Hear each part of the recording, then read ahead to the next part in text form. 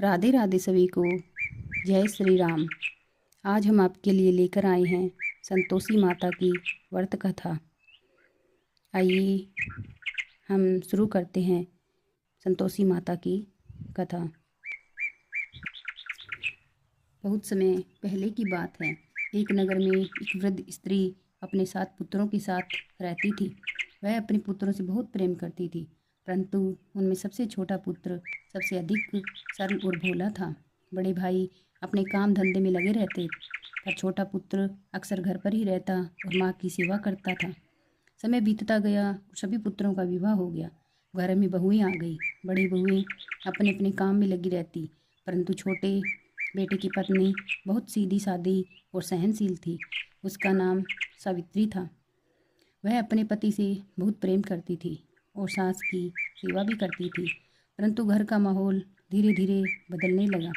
बड़ी बहुएं उसे ताने देती और उसे कामचोर समझती। उसे पूरा भोजन भी नहीं दिया जाता था। वह चुपचाप सब सहती रहती, पर कभी शिकायत नहीं करती। एक दिन छोटे बेटे ने यह सब देखा और उसका मन बहुत दुखी हुआ। उसने निश्चय किया वह घर छोड़कर काम करने जाएगा, ताकि अपनी पत्नी को इस दुख से बचा सके। उसने अपनी पत्नी से कहा, मैं कमाने जा रहा हूँ, जब तक लौट कर ना आऊँ तुम धैर्य रखना। पत्नी ने आंखों में आंसू लेकर उसे विदा किया और भगवान से उसके सुरक्षित लौटने की प्रार्थना करने लगी। दिन बीतते गए, महीने बीतते गए, पर पति का कोई समाचार नहीं आया। घर में उसका जीवन और कठिन होता गया। उसे कम भोजन दिया जाता, उसे अधिक काम कराया जाता, उसे हर बात पर डांटा जाता। एक दिन वह बहुत दुखी होकर मंदिर के पास बैठकर रोने लगी। तभी कुछ स्त्रियां वहां आई और उन्होंने उससे पूछा, तुम इतनी दुखी क्यों हो? उसने अपने जीवन की सारी पीड़ा उन्हें बता दी।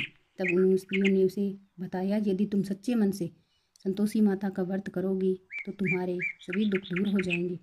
उसने पूछा, यह व्रत कैसे किया जाता है? स्त्री ने उसे बताया, हर शुक्रवार व्रत रखो, गुड़ और चने का भोग लगाओ, खट्टे पदार्थ का त्याग करो, कथा सुनो, माता प्रसन्न होगी और तुम्हारी मनोकामना पूरी करेंगी। उस दिन उसने सच्चे मन से व्रत करना शुरू किया। वह हर शुक्रवार व्रत रखती, कथा सुनती और माता से प्रार्थना करती। धीरे धीरे चमत्कार होने लगे। जहाँ उसका जीवन दुखों से भरा था, वहाँ अब आशा की किरण दिखाई देने लगी। उसका मन शांत होने लगा। उधर उसका पति दूर शहर में मेहनत कर रहा था। एक दिन उसे अचानक अपनी पत्नी की याद आई और उसने घर लौटने का निश्चय किया। वह धन लेकर घर की ओर चल पड़ा। इधर घर में जब बड़ी बहू को यह पता चला कि छोटा बेटा वापस आ रहा है, तो उन्होंने चाल चली। उन्हें सोचा कि अगर सब ठीक हो गया तो उनकी बुराई सामने आ जाएगी। उन्होंने व्रत के नियम को तोड़ने की कोशिश की। उन्होंने सावित्री के भोग में खट्टा मिला दिया, जिससे व्रत भंग हो गया। इससे संतोषी माता अप्रसन्न हो गई। जब पति घर पहुंचा तो उसे कुछ कठिनाइयों का सामना करना पड़ा। धन भी नष्ट हो गया और कुछ समय के लिए संकट आ गया। सावित्री बहुत दुखी हुई। उसने माता से क्षमा मांगी और फिर से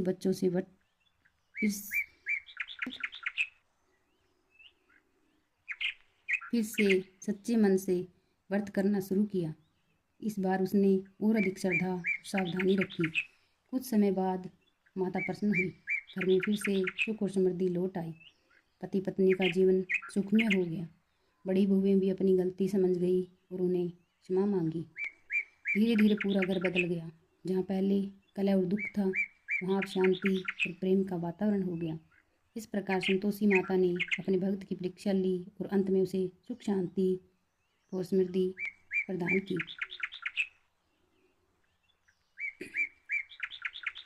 इस कथा से हमें ये सीख मिलती है कि संतोष ही सबसे बड़ा धन है। जो संतोष रखता है वही सुखी रहता है। संतोषी माता की जय।